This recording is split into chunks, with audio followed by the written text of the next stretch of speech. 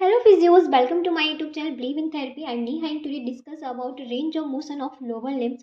तो जो लास्ट का वीडियो था उसमें हमने अपर लिम्ब का ऑलरेडी डिस्कस कर रखा है रेंज।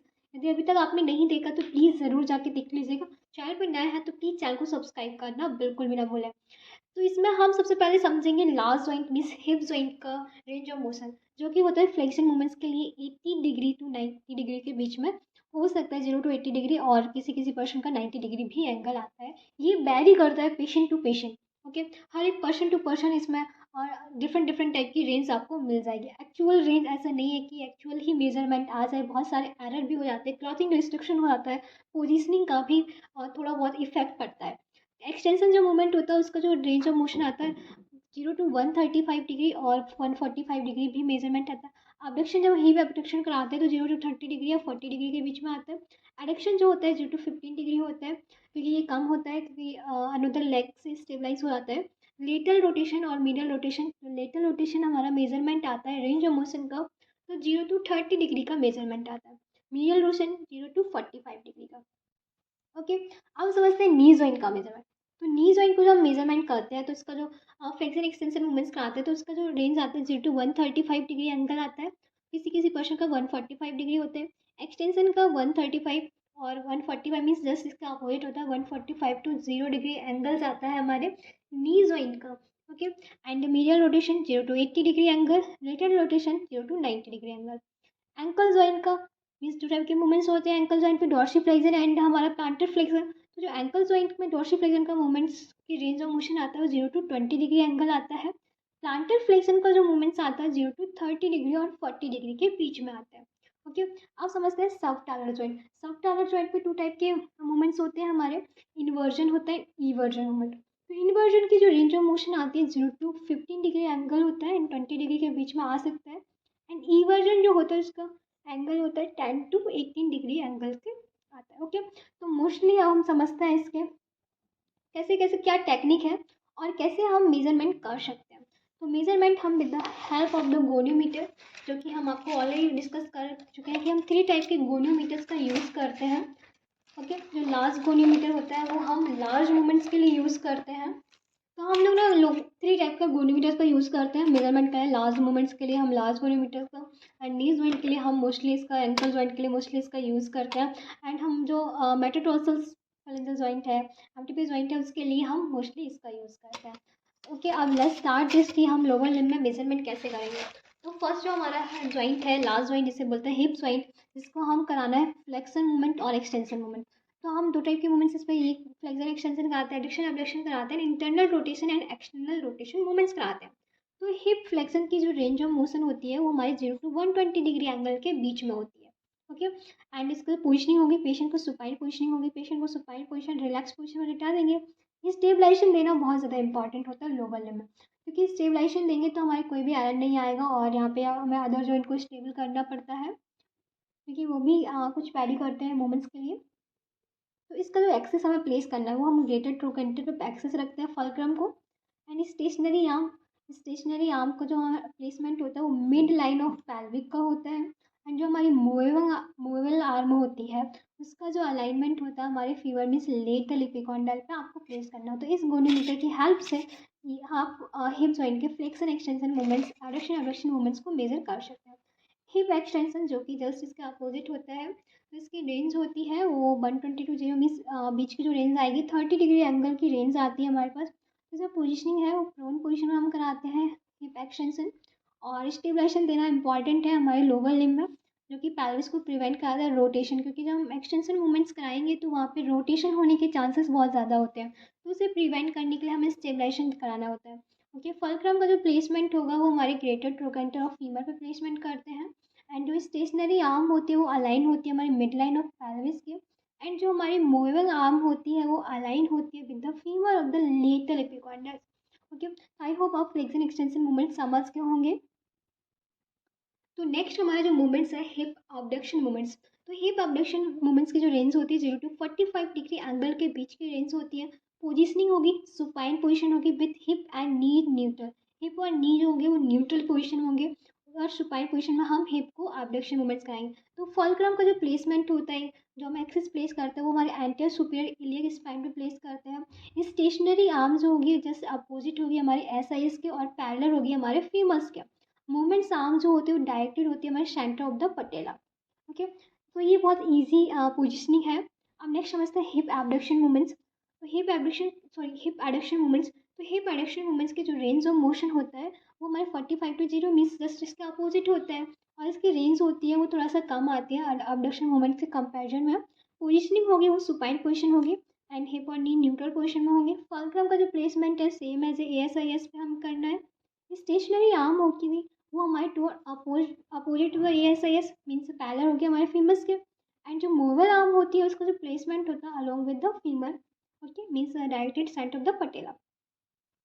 तो अब नेक्स्ट हमारे पास जो मूवमेंट है, fifth movement internal rotation and external rotation. जो इंटरनल रोटेशन एक्सटर्नल रोटेशन होते हैं जस्ट इसके अपोजिट होते हैं।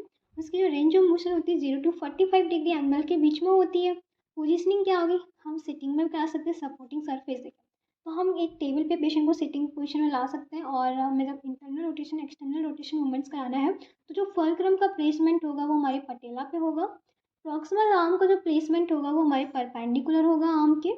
एंड डिस्टल मीन्स परपेंडिकुलर होगा हमारे जो डिस्टल आर्म है या मूवल आर्म है उसके। And distal arm means movable arm है वो अलॉन्ग टिबिया। तो यहाँ पे हमने प्रॉक्सिमल आर्म डिस्टल आर्म भी यूज़ किया हुआ है। तो जो proximal arm means stationary arm, movable arm means हमारी डिस्टल आर्म। तो इसको स्टेबलाइजेशन का ज़रूरत पड़ता है। स्टेबलाइजेशन करेंगे हम इंटरनल रोटेशन और एक्सटर्नल रोटेशन के लिए डिस्टल एंड ऑफ फीमर पे।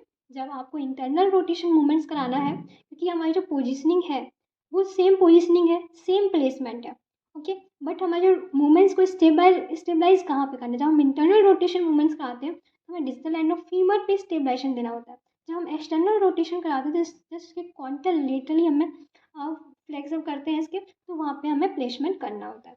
ओके, सो अब हम समझते हैं नी जॉइंट की रेंज ऑफ मोशन को कैसे मेजरमेंट करेंगे।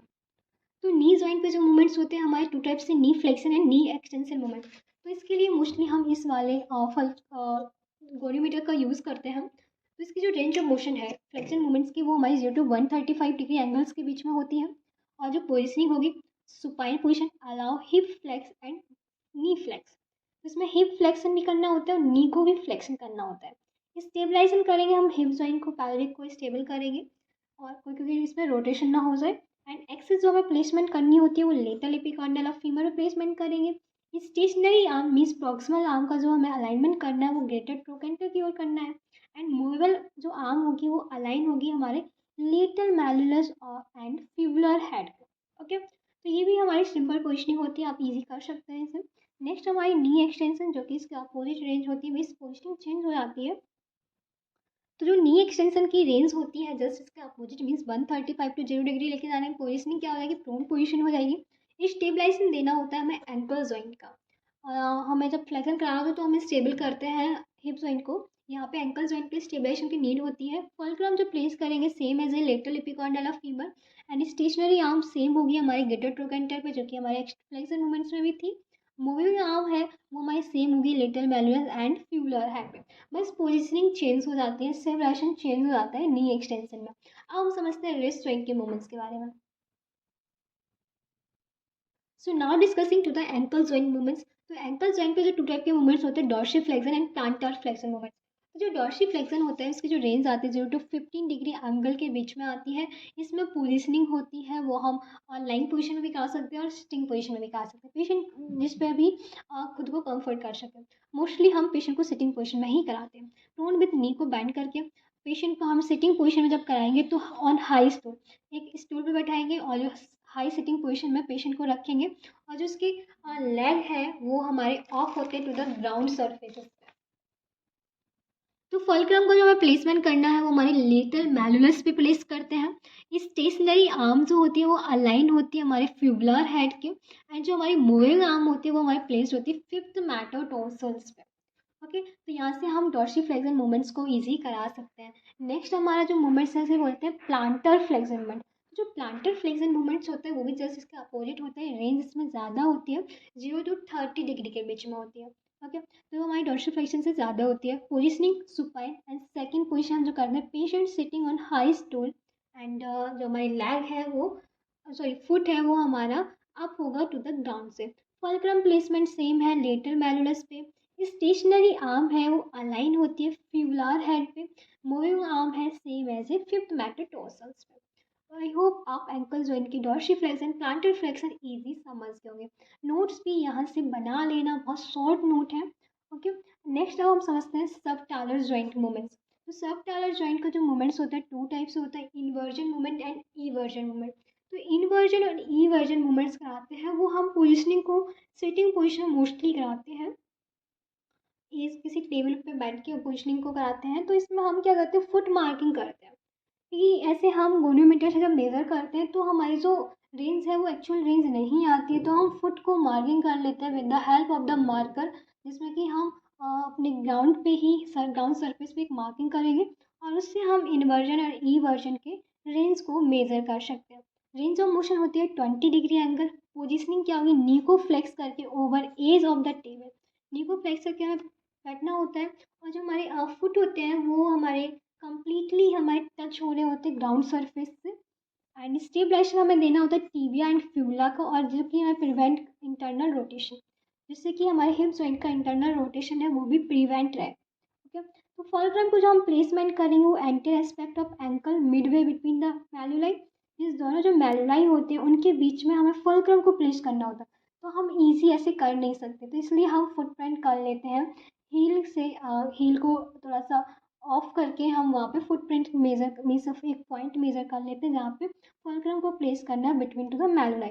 डिस्टल आर्म जो होती है वो हमारे mid line of second metatarsal पे हम मेजर करते हैं। और जो हमारी प्रॉक्सिमल आर्म होती है मीन्स हमारी जो स्टेशनरी आर्म होती है वो हमारे एंटरली होती है mid line of lower leg using to the tibial tuberosity. Okay, तो ये हमारा हो गया इनवर्जन मूवमेंट्स। अब ई वर्जन मूवमेंट जो होता है इसका जस्ट अपोजिट होता है, जिसकी रेंज ऑफ मोशन थोड़ा सा कम होती है इनवर्जन के कंपेरिजन में।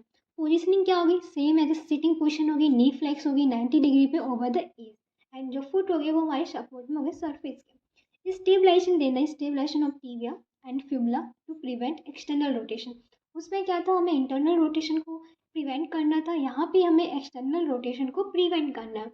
फुलक्रम का जो प्लेसमेंट होता है वो हमारे anterior aspect of ankle midway between the malleoli. तो ये सेम ऐसे हमारे से मैलुलाई के बीच में हमें प्लेसमेंट करना होता है फुलक्रम को, जो इजी नहीं है करना, तो इसलिए हम फुट मार्किंग कर लेते हैं। प्रॉक्सिमल आर्म मीन्स हमारी जो स्टेशनरी आर्म है उसका प्लेसमेंट होगा वो हमारी लोअर लेग में टिबियल ट्यूबरोसिटी की मिड लाइन पे होगा। डिस्टल आर्म है वो mid line of the second metatarsal joint. तो आई होप आप यहाँ तक इजी से समझ गए होंगे हमारे जो सॉरी हिप जॉइंट है, नी जॉइंट है, एंकल जॉइंट एंड सब टालर जॉइंट की रेंज ऑफ मोशंस को। ठीक है, सो वीडियो आपके लिए हेल्पफुल रहा हो तो प्लीज़ वीडियो को लाइक करें, चैनल को सब्सक्राइब करें। कोई भी क्वेरी होती है तो कमेंट बॉक्स में कमेंट करके पूछ सकते हैं। So thank you so much and keep supporting me.